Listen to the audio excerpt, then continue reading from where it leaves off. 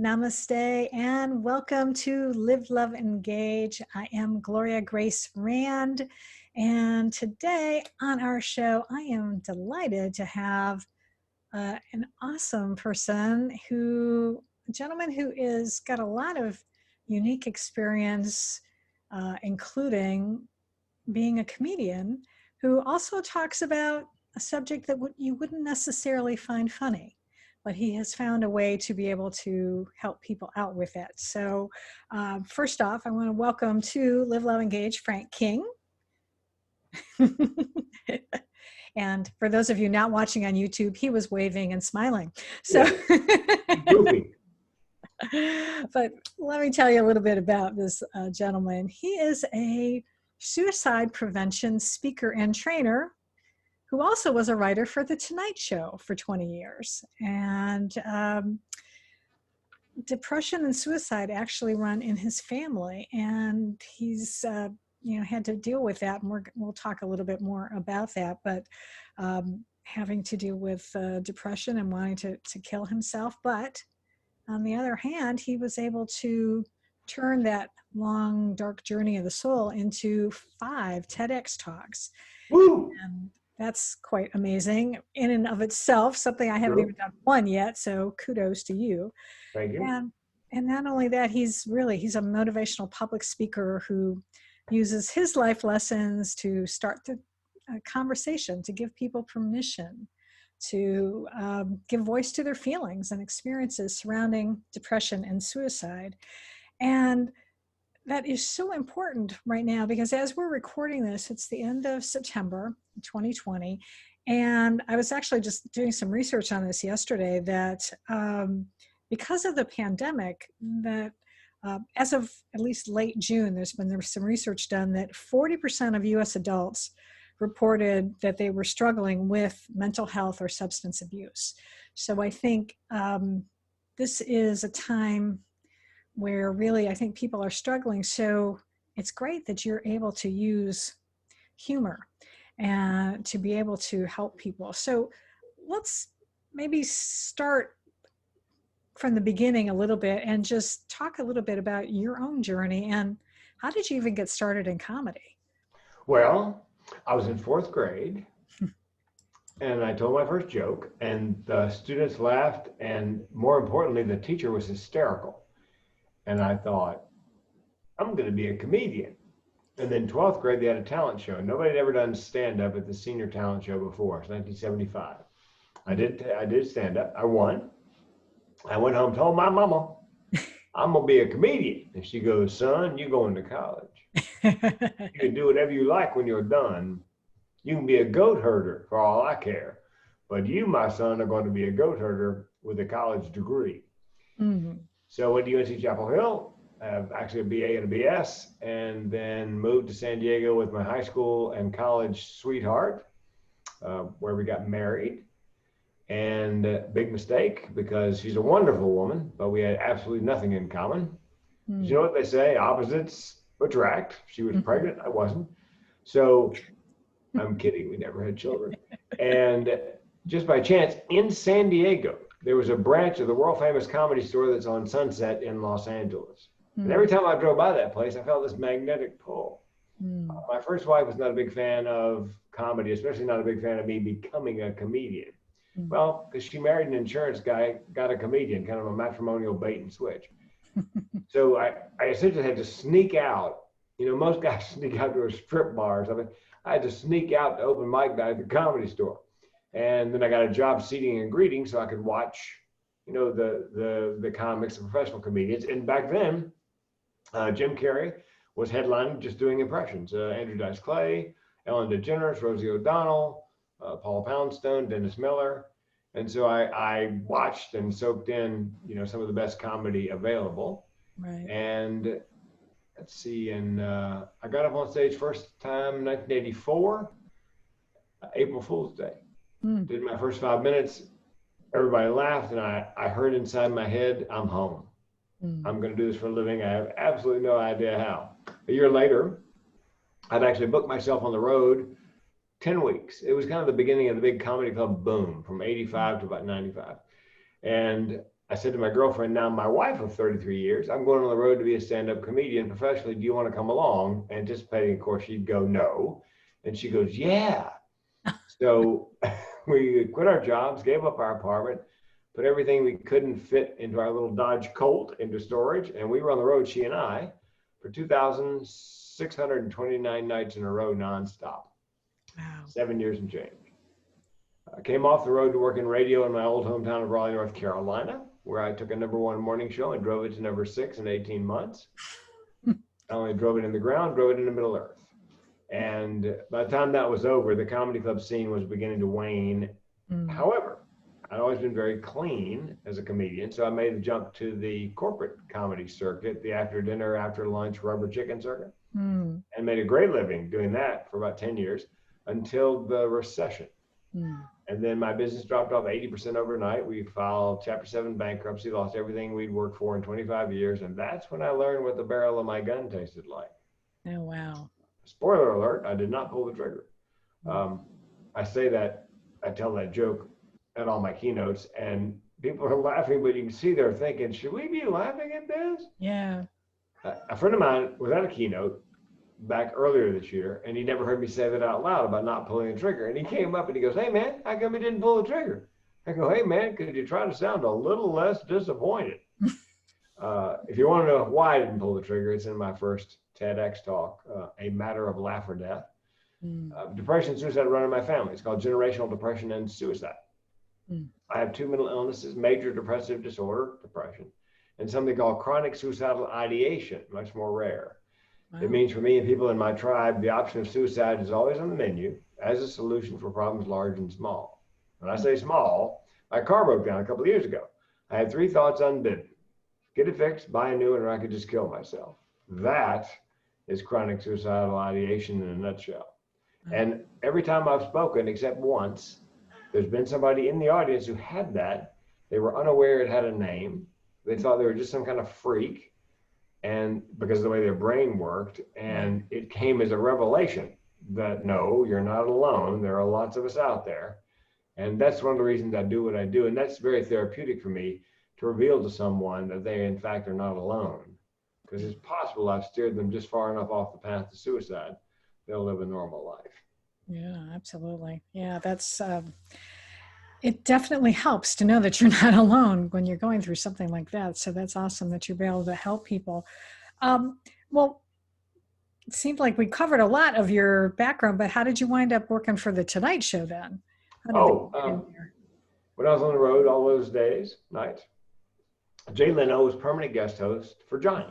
And Johnny, very mercurial, would tell his staff on a Friday night, I'm taking next week off, which meant, let's see, back then, Best of Carson rerun Monday. That meant Jay had 4 nights of monologues to write, 18 jokes per monologue. And that's a lot of comedy. So what he started doing was hiring road comedians, such as myself, to write. And I was sending in 12, 2 dozen jokes by fax back in the day, travel with a fax machine, actually, faxing in 12, 2 dozen jokes a day. And I was getting on a couple a week in the monologue when he was filling in. And then when he got the job for real, they cut loose a lot of the contract labor, but they kept me on. And I rode that horse until he, exited the Tonight Show. I can't remember what year it was, but it was about 20 years total. Wow, that's amazing. Well, congrats, because that's an accomplishment in itself to be able to do that.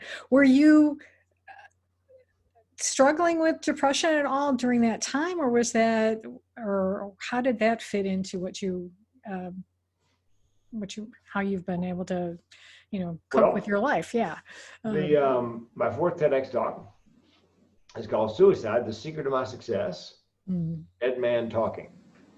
And I coach TEDx, and I tell my students, look, here's the deal. They get a couple hundred applications. So whatever you put down as title, subtitle, or 10-word elevator pitch has got to pique their interest. And so Suicide, the Secret of My Success is somewhat counterintuitive. Right. And then Dead Man Talking is a play on Dead Man Walking. Yeah. And it was good enough, title, subtitle, and the idea, they called me up and said, no, you don't have to audition. You're just going to be on the show. The suicide secret of my success, as I mentioned, my first wife was not a fan of me being a comedian. She actually actively discouraged it.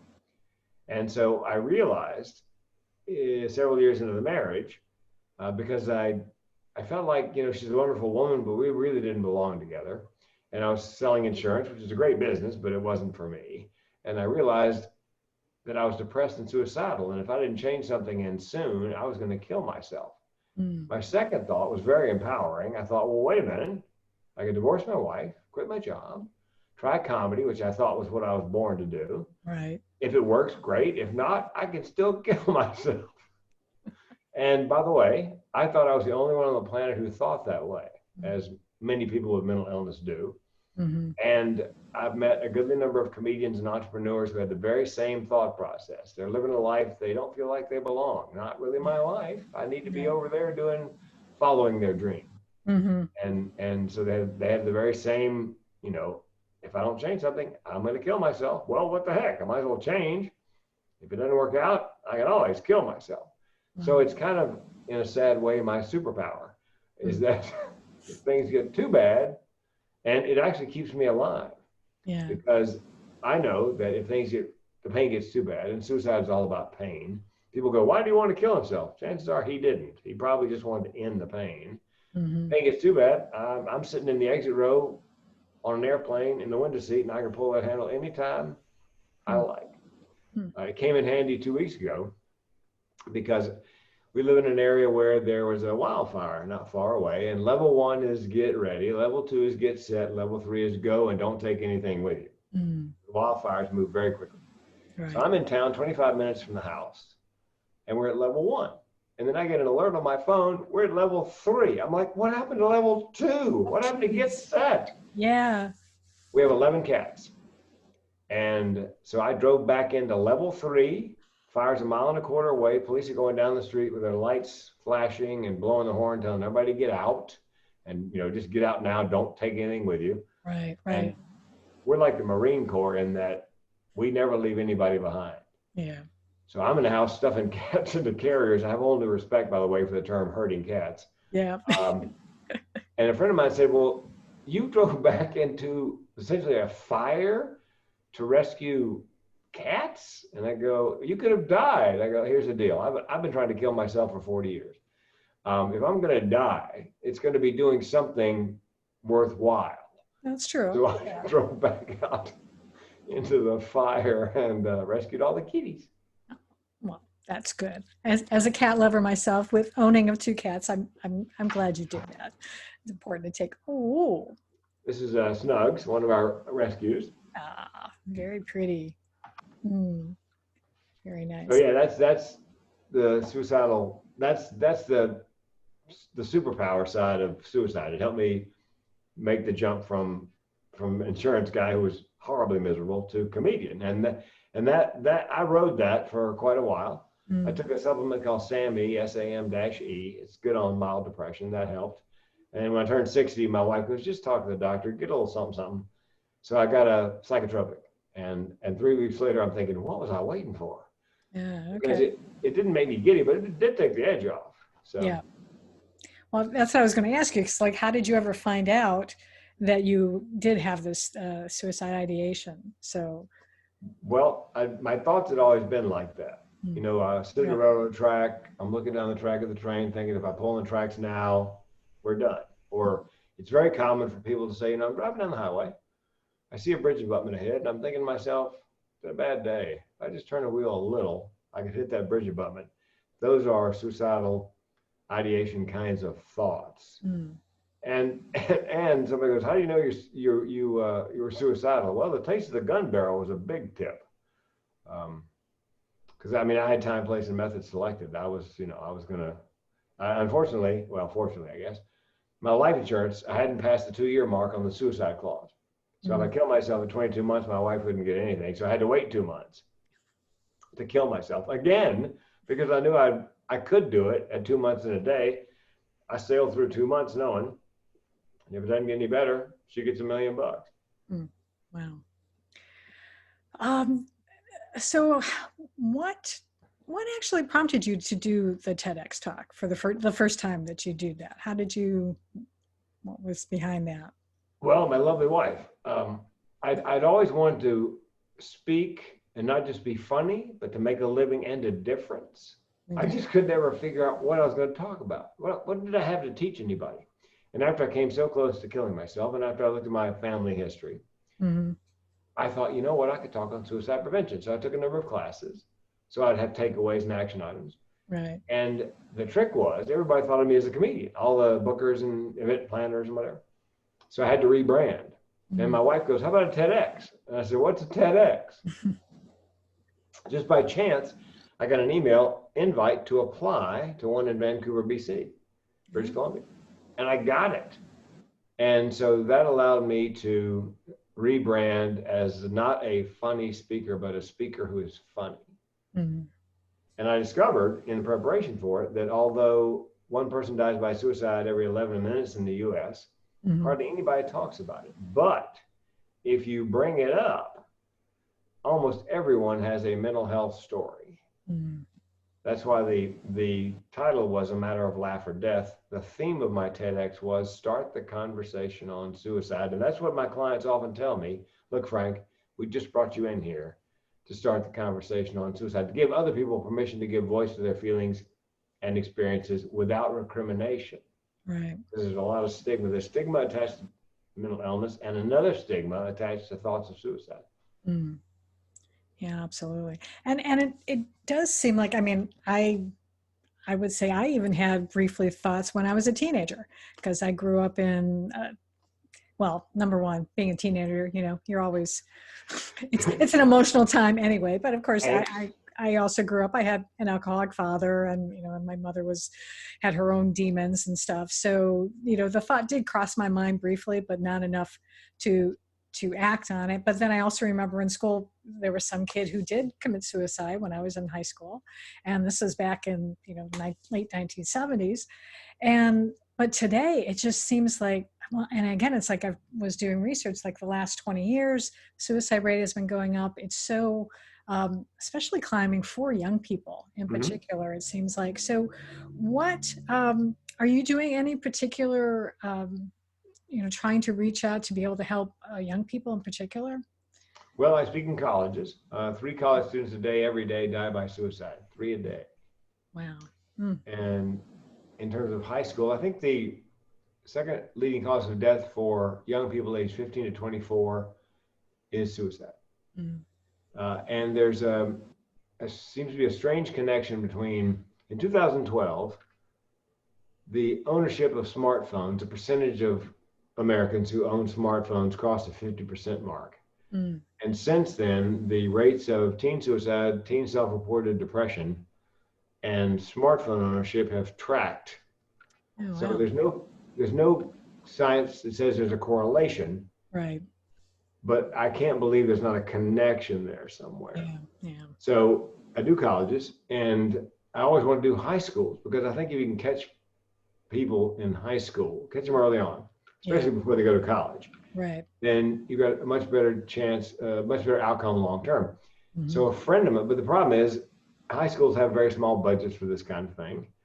And so I really can't take high school bookings, because I might get booked for a full fee engagement somewhere. So a friend of mine had set up a Zoom call yesterday. And what he's been doing is, and it's brilliant, as a motivational speaker, what he would do is he would get 7 to 10 high schools together, and they'd all come to a stadium. Yeah. So the high schools pool their budgets. Okay. Yeah. And bring in speakers. And he was just doing motivation back then. But he decided, you know what?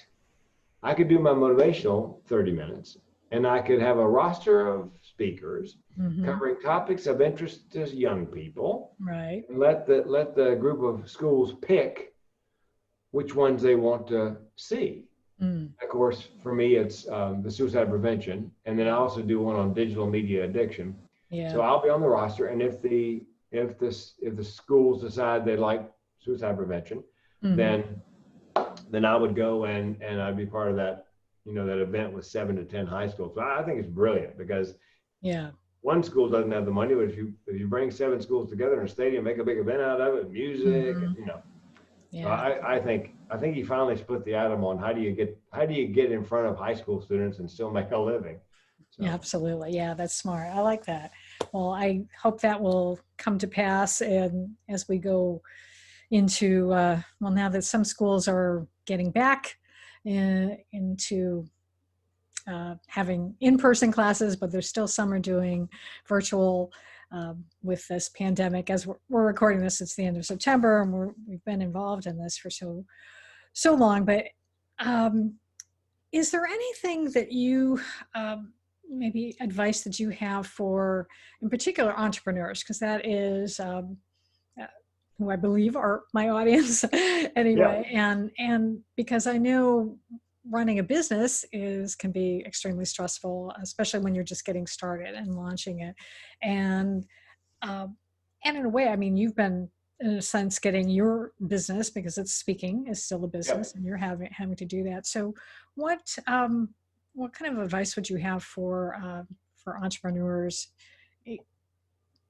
in regards to being able to, I guess, maybe manage their stress? Well, and that's something that worries me. There are several studies out that say that in addition to 47,000 people who died by suicide last year, Mm-hmm. another 50, 60, 70,000 may die this year of what they call deaths of despair. Mm. And entrepreneurs worry me in particular.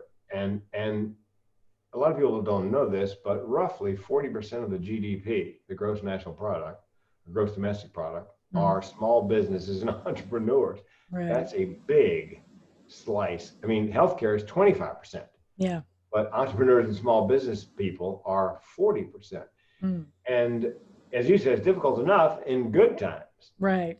Yeah. I've been doing podcasts and webinars. I have a speech or keynote called Social Distancing and Staying Sane. Mm. Don't worry about your mentally ill friends. And the reason you shouldn't worry about your mentally ill friends is because having a mental illness, you wake up in an uncertain world every morning. Right. And so those of us who are high functioning, medication therapy, we have coping mechanisms. And I've been teaching neuronormal people how mentally ill people cope. Mm. And it's very simple. It's 5 things I do. It's called a self-care plan. Diet. I'm on the keto diet and I do intermittent fasting. Exercise. Behind this green screen here, there's an old-fashioned Nordic track. It's practically coal-fired. It's so old. And little stretchy bands and push-up things. Yeah. So diet, exercise, good night's sleep, meditation, medication. And I tell people, there are probably thousands and thousands of people who for the first time in their lives are actually experiencing what's called situational depression. Mm. I get it as part of the way I'm it's organic. Yeah. They have it because of this uncertainty, and right. They may not recognize what it is because they've never had it before. Mm-hmm. So I always advise that if you're feeling the stress, get a telemedicine appointment and get an evaluation. Is it situational depression? And then if medication's indicated, you could take it for 6 months, 9 months until this passes, and then taper off. It's not like you're going to be on the rest of your life because, chances are you're neuronormal or neurotypical, and you're not going to need them after a certain point. They asked a guy who's in the space station for a year by himself, except for when they deliver groceries. Right. Now, how do you make it? How do you make it? I mean, talk about social isolation. Yeah, that's true. One word, routine. Yeah. So that's what I teach people is, look, you need to, even though you don't have to go to work. Yes. You need to go to bed same time, get up same time, meal same time, meditation same time, plan your fun time. You need a routine. You need to control the things you can control, which is what people with mental illness try to do is they then let the rest of it go. The metaphor somebody gave me was, okay, Frank, if I told you to run 20 miles, I think I can do that. It's going to take a while, but I could probably do it. And at the 15-mile mark, I know it's 3/4 the way done, and I think I can probably make the last 5. So what if I said to you, Frank, run? How far am I going? Don't know. When can I stop? I got no idea. Yeah. I'm going to be a little more stressed. Absolutely. Because, with 9/11, it all happened one day, and we began to recover. This thing, there's this, and the surge, is it coming back? And what about flu season? And I know. Yeah, exactly. Yeah, so it's important that you have a self-care plan and that you have a routine and like a family routine. I said, sit everybody down at the dining room table, buy a whiteboard and sketch out everybody's routine in the family. So, we're all on the same page, because, parents now find themselves, they're teachers and they weren't really trained to teach. And Yes. are the kids going back to school? If they go back to school, they're going to be back home in a week, because Right. my alma mater, UNC Chapel Hill, they were back a week. Yeah. And boom, Mm. and everybody's back online. I So know. yeah, I worry about the folks who are neuronormal and are for the first time in their lives experiencing this. Although here's the upside, I think. After this is over, a lot of those people will have a lot more respect and understanding of what depression looks and feels like. That's There true. won't be so much of that pull yourself up by your bootstraps kind of nonsense. Yeah, that's true. Yeah. So let's hope so that there is going to be a lot more understanding for people in that way. I'm trying to think what. Oh, I know. You mentioned earlier also, like, one of your, when you were talking about the correlate. Well, maybe let's say the tracking of like Yeah. smartphones and suicides going up and things for young people. What do you? I know a lot of people talk about social media and sort of the uh, it does have some positive aspects, but there's also been rise in like bullying and things like that. Oh yeah. What is your take on how social media harms or helps, I suppose, our mental health? Well, it's a tool like anything else. It can be used for good or evil. And as a 63-year-old guy, I can never understand. Oh, I'm sorry. Hang on. Hold that thought. East Lane Veterinary. Hey, I'll have to call you back. I'll call you back. Veterinarian. As you might imagine, with 14 animals, those happen quite frequently. Yeah. A 63-year-old male, here's the thing about cyberbullying. Mm-hmm. As a 63-year-old male, or 63-year-old person, Mm-hmm. when I was a kid, it was all very, very much up close and in your face, and they hit you in the shoulder in the gym, but back then, when you left the school, you left the bully behind. Yeah, that's true. Now, the young people take it home in their pocket. And I had an episode in February where a lot of folks online, trolls, I guess, took umbrage to something I did. And I ended up having to change my home phone number and shut down 3 social media accounts. I mean, I had people publishing a map to my house, and it was horrible. The things they said to me, and I thought to myself, these are people I don't know, will never see. Yeah. But if I was a young person in high school, the people coming after me would undoubtedly be people that I was going to high school with. How do you go back and face that day after day? That kind of abuse. And I think the way to begin to deal with it is screen time. We did a keynote. A group of us did a keynote for the Michigan school superintendents. And we said, look, there's a function on your iPhone or smartphone that tells you how much time you spend every week on the iPhone. Knowledge is power. Just open it up, go to that function and see how long, and decide for yourself. Is it too long? Is it not long enough? Right. And then I think parents have to, take control, and they have to set an example. It's true. Tell the kid to put the phone down when you're sitting at the dining room table with the phone. Yeah. I believe that they should have a power strip in the bedroom. The adults should, and every device in the house that's able to get a signal should be plugged into that thing at a time certain in the evening, and not taken out of there until a time certain in the morning, and turn off the router so there's no Wi-Fi signal in the house. Right. It's just a matter of, again, they need to lead by example. And I'm as guilty as anybody else. I lost my iPhone while I was doing yard work in this sort of brushy area in the backyard, and I can't find it. And I had no idea how much I depended on it until it was gone. Yeah. And I'm on the phone. The T-Mobile opens up at 4 a.m. Pacific. At 4:01, I was on the phone. I've got insurance. I need another phone.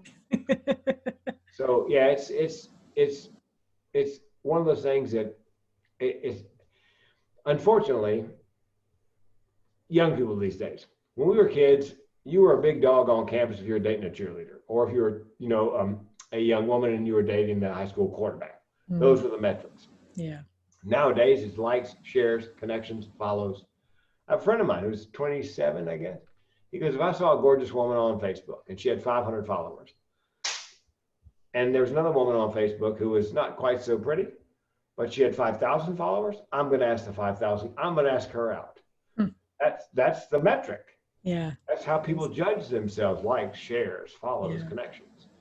So I think it's a matter of education, and the schools are debating, should we take the phones away from the kids or make it against the rules for the phone to leave your locker during school hours? Yeah. And some schools have. The catch is, some people say, well, what if they have to get in touch with their parents, or the parents have to get in touch with them, or if there's an active shooter? You know what? When I was in high school, there was a public address system. Yeah, that's right. It would crackle in the morning with morning announcements, and then if something went wrong or we had to do something or whatever, they would announce it. If your parent needs you, they call the office. They would send an officer to sit down. Excuse me, I need to talk to. So I believe those things should be shut in the lockers and not come out until the school day is over. Yeah, absolutely. I agree 100%. Yeah. Because I grew up the same way. Our parents managed to get a hold of us if they needed to, and we got to communicate. So you don't need a text to say active shooter. All you gotta do is go on the loudspeaker and go active shooter, and everybody locks down. Yeah, exactly. So, frankly, I think it's faster that way anyway. Because then you can react as opposed to having your face in your screen, and then you have to go deal with something. One last thing about parents and kids in this situation is the parents need to remember what it was like to be a child. When your teenager comes home and they've broken up with their first boyfriend or girlfriend and they're devastated. Yeah. I think adults don't remember just how devastating. They try to minimize. It's just puppy love. You'll date a lot of people in the you have to remember exactly how devastating that. I remember when my first girlfriend broke up. I was just dead. Every song on the radio was about breaking up, it seemed. Oh, I know. So they need to put themselves, rather than say, fight back with your words or, whatever. You need to, empathy, I guess, is what's missing. Yes. Yeah, that's true. Yeah, absolutely. Yes. I remember listening to a lot of Barry Manilow when I was a kid.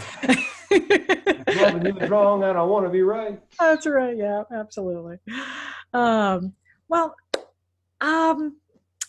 If someone wants to learn a little bit more about you, or maybe they want to even be able to, book you for a TEDx talk not a TEDx talk, but maybe have you come to their high school or come to their organization and speak. What's the best way for people?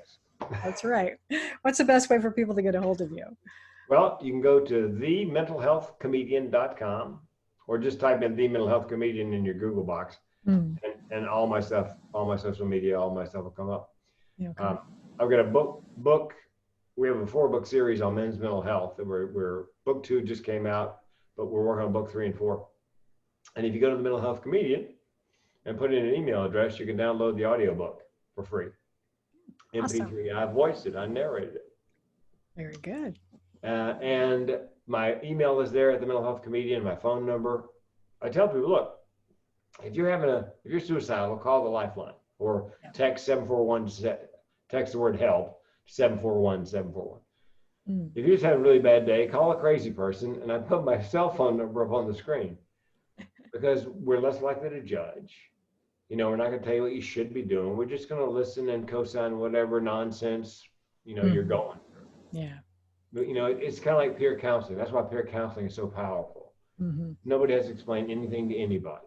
Yeah. And nobody judges, and nobody, you should do this and you should do that and you should try fish oil. So, so it's, you're welcome to call me, text me. People do all the time. I will tell you this, and I learned this from my mother. I turn my cell phone off at night because my mother used to say, she used to take the phone off the hook at night. She goes, look, here's the deal, honey. It's never good news at 2 in the morning. This is true. You need to get a good night's sleep and deal with whatever it is the next day. So if you call me and you get the machine, just leave a message. As soon as I get up, I'll call you back. Your mother was a very wise woman. Oh, she was, yeah, she was, and yeah, one of the most amazing people I've ever. And my dad died very young, so I was raised by Southern women, you know, the Steel Magnolias. Mm-hmm. And yeah,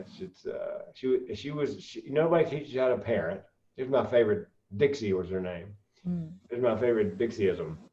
Mom, you know, do something stupid. Mom, do you still love me? Oh, honey, I will always love you. I don't like you much right now. It's brilliant. There's a like a bed of love. Mm-hmm. Yeah. You know, and but I don't like. So you know you're loved. Yes. But I don't like you much right now. I love it. Very good. Yeah, absolutely. Yeah. I think I've said that similar things too. It's brilliant. If not my kids, maybe my husband. I don't know. Yeah, you know, because you have this, you're undergirded by this love. Yeah. So you know that you set that out right away. Yeah. I always love you. Yeah. And then my wife would call that, was it something before you lower the boom? Something about doing something say something sweet and then lower the boom.